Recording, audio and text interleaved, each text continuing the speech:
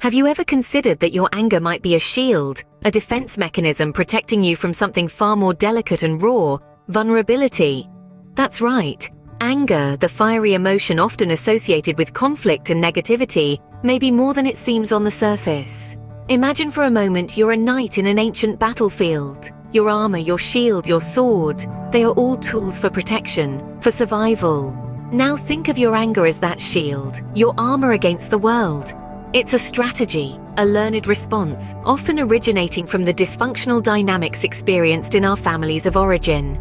It's not uncommon for us to witness anger being used as a tool to assert control, to establish dominance, or to avoid showing weakness. In such environments, we may learn to equate vulnerability with danger, and in response we develop our own armor, our anger. But here's the paradox. Beneath this armor, beneath this shield of anger, lies the true warrior. The vulnerable self. The part of us that is raw, that is sensitive, that feels deeply. It's the part of us that feels fear. The part that experiences pain. The part that sometimes feels powerless. It is our vulnerability that our anger is striving to protect. This protection, however, comes at a cost. Too often we get so entangled in our armor, so identified with our shield of anger, that we lose touch with the vulnerable self beneath it. But what if I told you it is possible to reconnect with this part of ourselves? What if we could learn to recognize and attend to the vulnerability underneath our anger? And this is where our journey begins, a journey of understanding, of healing, of transformation, a journey that will uncover the truth about anger and vulnerability, and how understanding this connection can change your life. In the next few minutes, we will uncover the truth about anger and vulnerability, and how understanding this connection can change your life. Anger, often seen as a negative emotion, serves a crucial purpose in our lives. It's like a fiery guard dog, always on the watch, ready to protect us when we feel threatened. Yet, its bark is louder and its bite fiercer than we might want. Why is that? Well, it's because anger is a cover emotion, a shield, if you will. It steps forward to protect us from more vulnerable feelings like fear, pain, and powerlessness. It's the knight in shining armor, riding out to defend us when we feel under attack. Let's take a moment to think about a time when you were angry. Perhaps someone criticized you at work, or a loved one let you down. Your first reaction was probably anger, right? But if you dig a little deeper, you might find that beneath this anger, there was a sense of hurt or disappointment. Anger, in its essence, is a strategy we learned in childhood, a result of dysfunctional family dynamics. In troubled families, expressing vulnerable feelings often leads to punishment or dismissal. Thus, anger becomes a safer option. It's a weapon we wield to defend ourselves, to maintain a sense of control and power when we feel threatened. However, this doesn't mean that anger is always destructive.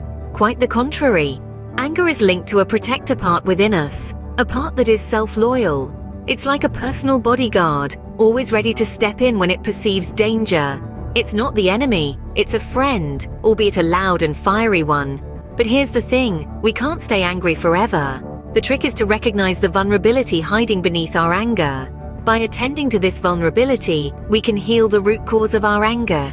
It's not about suppressing the anger, but about understanding and resolving the fear, pain, and powerlessness that it covers. So the next time you feel angry, consider this. What might you be trying to protect yourself from? Perhaps by acknowledging and facing these feelings, you can transform your anger, creating harmony and healing in your life. Now, let's turn our attention to vulnerability, often misunderstood and overlooked. Vulnerability, in essence, is about openness, transparency, and the courage to expose our innermost thoughts and feelings. It's about letting go and allowing ourselves to be seen, fully and completely. This can be an incredibly daunting task, as it exposes us to potential hurt, rejection, or criticism. However, vulnerability is not a sign of weakness. Rather, it's a testament to our strength and our ability to withstand the risk of hurt in the pursuit of genuine connection.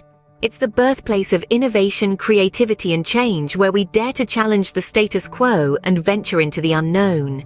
Now, how does vulnerability relate to anger? Well, it's intricately woven into the fabric of our anger. Anger often is a shield, a defensive mechanism to protect our vulnerable selves. It's a strategy we've learned, perhaps from dysfunctional family dynamics, to cope with feelings of fear, pain, and powerlessness. Think about it. Isn't it much easier to lash out in anger than to admit that we're hurt, scared, or feeling inadequate? That's because vulnerability is uncomfortable, it's raw and it's real, and being real means being susceptible to pain. Anger, on the other hand, gives us a sense of control and power, even if it's fleeting and ultimately destructive. But here's the thing. When we continuously mask our vulnerability with anger, we create a barrier that prevents us from addressing the root cause of our emotional turmoil. We become stuck in a cycle of anger, never really dealing with the fear, pain, and powerlessness beneath it. And that's where the healing potential of vulnerability comes in. When we peel back the layers of anger and allow ourselves to feel vulnerable, we create space for understanding, compassion, and self-awareness. We start to see the protector part within us, the part that has been using anger as a way to feel self-loyal, to safeguard our vulnerability. Vulnerability, when embraced, can lead to profound healing and personal growth. It invites us to acknowledge our feelings without judgment, to express them constructively, and to use them as stepping stones towards healing and transformation. In the end, it's not about eliminating anger, but about understanding its roots in our vulnerability, and using this understanding to foster change. So how exactly are anger and vulnerability connected? This is a question that might have been lingering in your mind since we began this discussion. Let's dive in. Imagine your psyche as a vast, intricate castle. Anger is the formidable fiery dragon guarding the entrance, protecting something precious inside. That something is your vulnerability, the soft, tender parts of you that encompass fear, pain, and feelings of powerlessness. It's a survival strategy that we've learned, often from dysfunctional family dynamics or challenging life experiences. You see, anger is a protector, a warrior. It's the part of us that jumps to the forefront when we feel threatened. It's like a loyal knight, standing guard over our vulnerability. It's not the enemy, but a misunderstood ally. But why does anger choose to protect vulnerability? Well, vulnerability is a state where we feel exposed, and that can be terrifying. We fear being judged, rejected, or hurt. So our knight, anger, steps in. It's more comfortable to feel angry than to feel scared or hurt. It's easier to lash out than to admit we're afraid or in pain. However, this strategy, while protective in the short term, can become problematic in the long run. It's like putting a band-aid on a wound that requires stitches. The wound won't heal properly and might even get worse. Similarly, when we use anger to cover up our vulnerable feelings, we're not addressing the root cause. We're not healing, we're merely suppressing. Understanding this hidden connection between anger and vulnerability is the first step towards transformation. It's about seeing beneath the surface, hearing the unspoken words, feeling the hidden emotions. It's about recognizing that beneath the fiery exterior of anger lies a well of vulnerable feelings, waiting to be acknowledged, understood, and healed. By recognizing and addressing these underlying feelings, we can begin to resolve our anger. It's not about banishing the dragon, but about befriending it, understanding its purpose. And in doing so, we can open the doors to the castle, to the heart of our vulnerability, and begin the journey towards genuine healing and transformation. Facing our vulnerability can be daunting, but it's a crucial step towards healing our anger. The journey to self-discovery and healing often begins with the decision to be vulnerable. It's about peeling back the layers of anger to reveal the raw, tender emotions that lie beneath. It's about acknowledging the fear, the pain, and the powerlessness that our anger is attempting to shield us from. Imagine the anger as a castle wall, sturdy and unyielding, protecting the soft, delicate feelings inside. It's a strategy that we learned early in life, especially in dysfunctional family dynamics. Anger became our protector, a part of us that remained loyal to our needs and feelings when everything else seemed uncertain or threatening. But what happens when the castle wall becomes a prison? When the anger that once protected us now isolates us from others, from our true selves, and from the healing we need? The answer lies in attending to the vulnerability underneath our anger. This doesn't mean we have to dismantle the castle wall brick by brick. Instead, we can learn to open the gate, to allow ourselves to feel the fear, the pain, and the powerlessness, and to let others see these feelings too. This is the essence of vulnerability, the courage to be seen for who we truly are, without the shield of anger. Being vulnerable is not a sign of weakness. It's a testament to our strength and resilience. It requires us to face our deepest fears and to embrace the discomfort that comes with growth. But as we do so, we begin to heal the root cause of our anger. we start to realize that we are not defined by our anger, nor by the fear, pain, or powerlessness that lie beneath it. We are defined by our capacity to feel these emotions, to understand them, to express them, and ultimately, to transform them. So, how do we begin this journey towards vulnerability and healing? It starts with self-awareness and self-compassion. It requires us to listen to our feelings, to honor them, and to treat ourselves with the kindness and understanding that we deserve. Remember, it's okay to feel vulnerable. It's okay to let that shield of anger down. The transformation of anger is not about suppressing it, but understanding it. This is where the journey to healing begins. It's about peeling back the layers of this complex emotion to uncover the fear, pain, and powerlessness hidden beneath. Anger, you see, is like an onion. At the core, the most vulnerable part, lie these raw emotions.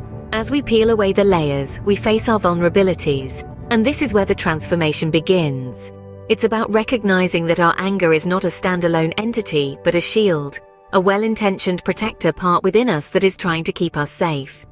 Now, let's talk about practical steps to transform anger.